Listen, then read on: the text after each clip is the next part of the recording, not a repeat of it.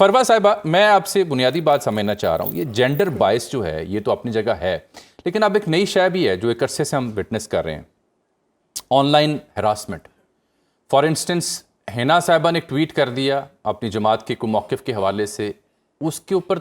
इख्तलाफ करना अपनी जगह काबिल इज़्ज़त है, लेकिन personal attack, harassment, so is the case with अब्सा या आपके साथ भी कि आपने कंटेंट के ऊपर बात कर रहे हैं, इख्तलाफ कर रहे हैं या खबर दे रहे हैं, ये जो ऑनलाइन हरासमेंट है पर्टिकुलरली विद वुमेन, इसके पीछे क्या सोच कार फरमा है?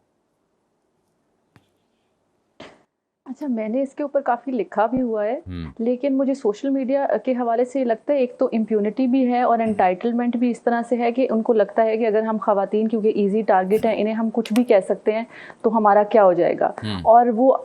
आप ये देखते हैं ना कि बचपन से जो बहनें हैं, अगर आप बहन को एक थप्पड़ लगा दो कुछ तो शायद आपको मैं एक जनरलाइज्ड बात नहीं कर रही, लेकिन वो इतना कोई उस पर अगर घर में नहीं कोई रद्द अमल आएगा तो आपको लगता है कि ख़वातीन को हम सीरियसली नहीं लेते। अगर अब्बू अम्मी को सीरियसली नहीं ले रहे, आप वहीं से पैदा होते, घर से ही आप जो है ये चीज़ें सीखते हो और फिर आगे सोसाइटी में भी आप देखते हैं कि भाई नई फेवरेटिज्म हमारे साथ हो रही है और अगर ऑब्जेक्टिफिकेशन है, सेक्सुअलाइज कर रहे हैं आप विमेन को, तो फिर उनको यही होता है कि चाहे वो जेलसी हो, चाहे वो इस चीज़ की जेलसी हो कि these women are very good at their jobs, वो काम अच्छा कर रही हैं, लेकिन बस एक जो पर्सनल कमेंट या पर्सनल अटैक्स हैं, आपको कुछ मिला नहीं है और उनके बारे में, तो फिर आपको लगता है कि ये आसान एक चीज़ है जो हम ये कर सकते हैं। दूसरी बात इसमें यह है कि क्योंकि आपकी आई कांटेक्ट नहीं होता ना, तो इस वजह से बड़ा आसान हो जाता है। अब आप हिना साहिबा को या मुझे या अब्सा को किसी को इस किस्म की ट्वीट कर सकते हैं, लेकिन अगर हम आपके सामने आ जाएं तो शायद आप हमें उस तरह से बात नहीं, वो आप मैडम भी कह देंगे और आप सलाम भी कर लेंगे। सो एक जो आपकी आइडेंटिटी नहीं है ना, वहाँ पर आप फेक अकाउंट्स भी बना सकते हो, तो वो भी काफ़ी इनको कवर मिल जाता है। और अपनी जो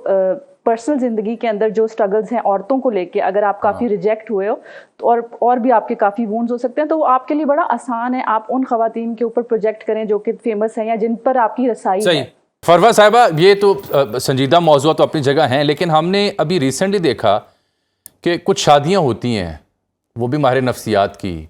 वो घरेलू नाचाकियाँ यूट्यूब का हिस्सा बनती हैं, रमज़ान ट्रांसमिशन का हिस्सा बनती हैं, ज़ाती मामलात वहाँ पे लेके आए जाते हैं, उसके ऊपर वीलॉग्स होते हैं। तो ये इसके ऊपर भी एक फ़िक्र पैदा हुई है मुआशरे में कि ये सब कुछ क्यों हो रहा है, क्योंकि फैमिली वीलॉग्स के नाम पर भी जो कुछ हो रहा है आपने देखा है। मैं किसी का नाम नहीं लेना चाह रहा जानबूझ के, क्योंकि पिछले दिनों मैंने एक शो किया तो मेरी कोलीग अब्सा ने कहा कि मैंने इस शो में नहीं आना। अब्सा इज सिटिंग, अब देख रही हैं, हमें सुन भी रही हैं। तो फरवा, ये क्या माइंड सेट है कि जी आप मामलात को सोशल मीडिया की नज़र करें व्यूज़ के लिए, रमज़ान ट्रांसमिशन की नज़र करें और फिर बाद में सब अच्छा भी हो जाए? ये मामला जो है, ये क्या व्यूवर के जज्बात के साथ खेलने की कोशिश है, व्यूज़ लेने की कोशिश है, जेन्युइनली कोई रास्ता नहीं है इसलिए सोशल मीडिया को आवाज़ का सहारा बना रहे हैं, या ये गिमिक्स हैं? What do you understand being a psychologist? ये जो फैमिली व्लॉगिंग या फिर जिन की भी आप कंटेंट की बात कर रहे हैं, आप सिर्फ एक दफ़ा उनके व्यूज़ देखिए कि कितने मिलियंस में उनके व्यूज़ होंगे। Exactly. और हम बैठ के कोई पढ़ी लिखी बात करेंगे तो उसके व्यूज़ कोई भी नहीं होंगे, इसलिए हम सोशल मीडिया पे इतना अपना वक्त ज़ाया ही नहीं करते, क्योंकि हमें पता है हमें कोई व्यूज़ नहीं मिलने वाले। So the thing is that हमारे काफ़ी ओवर स्टिमुलेशन है। मैं रमज़ान में खुद बजाते खुद मैं काफ़ी ओवर स्टिमुलेटेड फ़ोन और इन चीज़ कंटेंट से लेके कर रही हूँ कि एक जगह पे आप देख रहे हैं कितनी जंगें हैं, हमारे कस्बों में इतने बच्चों के इतना अब्यूज़ हो रहा है, सेक्शुअल अब्यूज़ इतना है, इतनी बुरी खबरें हैं और पूरी दुनिया में जंगें चल रही हैं, हमें वीडियोस आ रही हैं जो कि पहले ऐसा नहीं होता था। पिछली जंगों में आप देख नहीं सकते थे कि क्या हो रहा है, और अब जो है वो वीडियोस आ रही और उसी के साथ आप जो स्क्रॉल करो ऊपर तो कोई कपड़े बेच रहा है, कोई ईद के लिए कुछ बेच रहा है, कोई खाने बना रहा है, कोई, तो इतनी ओवर स्टिमुलेशन है कि इंसान जो है वो उसका दिमाग भी कंफ्यूज हो जाता है कि हाउ टू फील। तो हम सब के नर्वस सिस्टम इतने ओवर स्टिमुलेटेड है कि हम अब इस किस्म के ही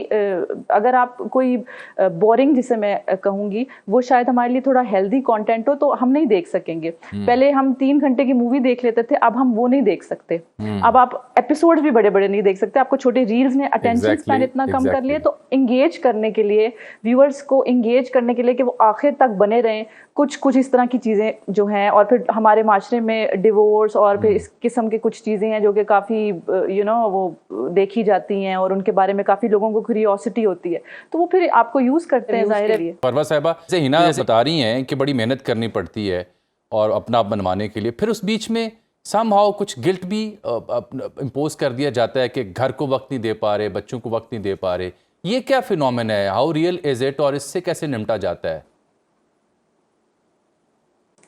बिल्कुल, मदर्स को तो मैक्सिमम गिल्ट है। अपने लिए वक़्त तो जो है उसका तो कॉन्सेप्ट आज तक नहीं था। लेकिन अगर वो अपने लिए एक वॉक पे भी जाना हो, अब मैं हमारे जिम के अंदर भी, तो या तो बच्चों को साथ लेकर आती हैं, या तो फिर उनको ये होता है हम फ़ौरन वापस जाएँ, हम अपने बच्चों को छोड़ के जो है आ गए हैं, तो लोग हमें क्या कहेंगे? और उन्हें खुद भी अंदर से भी ये लग रहा होता है कि जी, या तो अगर आप काम कर रहे हैं तो आपको ये गिल्ट है कि घर पे बच्चे हैं, या फिर हम घर जाके जो है वो सारी मैनेजमेंट नहीं होगी, और ज़ाहिर है आपको इधर-उधर से चीज़ें सुनने को भी मिलती हैं। और अगर आप घर पे हैं तो फिर ज़ाहिर है other people look down upon you, के जैसे आप होम मेकर होना भी एक बहुत बड़ी बात है। लेकिन वो फिर कुछ तरह से लोग आपको ये भी कन्वे करते हैं कि आप जो है वो फाइनेंशियली जो है वो कुछ कमा नहीं रहे। सो औरतों को मेहनत तो डबल ट्रिपल करनी पड़ती है, लेकिन और अनफॉर्चुनेटली द इशू इज़ कि उनको टाइम स्पैन इतना नहीं दिया जाता जितना कि आदमियों को दिया जाता है। मिसाल के तौर पे आपने 20-25 तक ये भी करना है, ये भी करना है, आपके साथ आपको कोई पार्टनर भी होना चाहिए, फिर आपकी बायोलॉजिकल जो है वो that is also a myth कि एज ऐसी है कि फिर आपको बच्चे और उसके साथ आपका करियर, तो फिर उसमें काफ़ी चीज़ें पिक एंड चूज़ करनी पड़ती हैं, और जो चीज़ें रह जाती हैं वो भी फिर जो है वो ग्लैमराइज की जाती है कि भाई नहीं, आपको ये चीज़ इस तरह से ऐसे नहीं करनी चाहिए। तो काफ़ी मुझे लगता है कि ख़वातीन के डिसीजंस के साथ ज़्यादातर ही लोग जो हैं वो इतने खुश या नहीं होते कि आप कहीं ना कहीं पे there is no winning over सही। देयर। आप चूंकि मुख्तलिफ इकसाम के मामलात को देखती हैं, बीइंग साइकोलॉजिस्ट और नफ्सियाती मामलात को, सबसे डिफ़िकल्ट डोमेन क्या है हमारे मुआशरे में जो ख़वातीन के मसाइल आपके सामने आते हैं? चाहे वो छोटी उम्र की बच्चियां हों, वर्किंग वुमेन हों, स्टूडेंट्स हों, हाउस वाइफ्स हों, प्रोफेशनल्स हों या लीडर्स हों, आपको इनसे साथ भी बात करने का इत्तेफाक मिलता होगा। सबसे डिफ़िकल्ट डोमेन क्या है नफ्सियाती तौर पर जिसको एड्रेस करते हो आपको लगता है कि बहुत मुश्किल काम है? देखिए, अगर हम बचपन से शुरू करें तो एक जो डिस्क्रिमिनेशन होती है लड़कों में और लड़कियों में, घर से अगर आप देखते हैं आपके ग्रैंड पेरेंट्स से, फिर कम्प्लेक्शन को लेके, फिर लड़कियों को जिस तरह ऑब्जेक्टिफाई किया जाता है, उनको सेक्सुअलाइज किया जाता है अपने लुक्स के ऊपर लेके, और आपको अगर एजुकेशन भी वैसे नहीं मिल रही, और आपको कुछ जगहों पर खाने में जो है वो आपके जो ब्रदर्स होते हैं गोश्त उन्हें दिया जाता है, आलू और चीज़ें जो है वो बच्चियों को दी जाती हैं। तो अब काफ़ी चीज़ें बदल रही हैं, लेकिन बात यह है कि आपको साइकोलॉजिकली आपको वहीं पे तोड़ दिया जाता है ना, जब आपके पेरेंट्स जो हैं जिनको अल्लाह ताला ने आपके लिए भेजा, आपको उनके पास भेजा कि वो आपसे प्यार करें और आपकी नीड्स को, आपकी इमोशनल नीड्स को, आपकी साइकोलॉजिकल नीड्स को ऐसे पूरे करें कि आपके अंदर खुद एतमादी हो। फिर बाहर आप जाते हैं तो फिर जाहिर है अगर कोई आपको कमतर समझ रहा है तो वो आपको लगने लगता है कि हाँ शायद मुझ में ही ऐसी खराबी होगी, क्योंकि आपने कभी ज़िंदगी में वैसा एक्सपीरियंस ही नहीं किया होगा।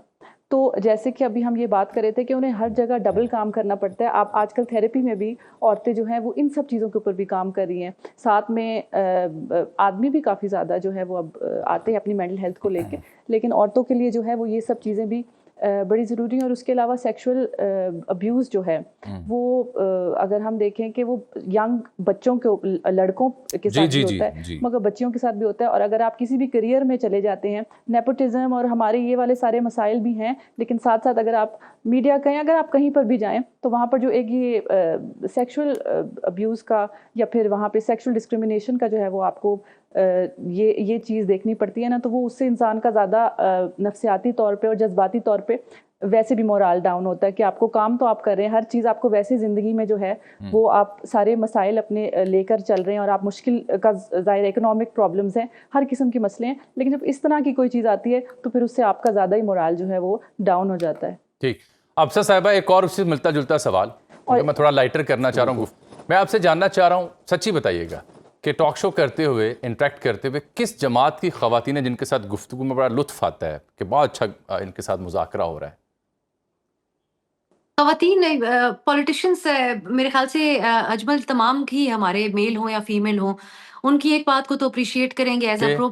पॉलिटिशियन पर्सन जो डेमोक्रेसी के लिए अहम होता है कि हम अपने सियासतदानों को वैसे ही बड़ा ईज़ी टारगेट है हमारे मुल्क के अंदर, सही है। तो बस जितना उनका बनता है उनसे उतना ही सवाल पूछा जाए। और मैं समझती हूँ कि इन लोगों की बहुत अच्छी बात ये होती है, ख़ास तौर पे जो ग्राउंड से पॉलिटिक्स करने वाले लोग हैं, अपने हल्के की सियासत करते हैं, उनमें रख-रखाव बहुत होता है और हमारा उनके साथ बड़ा अच्छा एक्सपीरियंस रहता है। हम जर्नलिस्ट का वो बहुत एहतराम करते हैं, हालाँकि हम उनसे कितना ही सख्त सवाल क्यों ना पूछते हैं प्रोग्राम में। और इस तरीके से ख़वातीन के साथ ख़ास तौर पे ज़्यादा एहतराम होता है, जो लोग पॉलिटिक्स करते हैं ऑन ग्राउंड, उनको मालूम होता है किस तरीके से बिहेव करना है ख़वातीन के साथ। Female politicians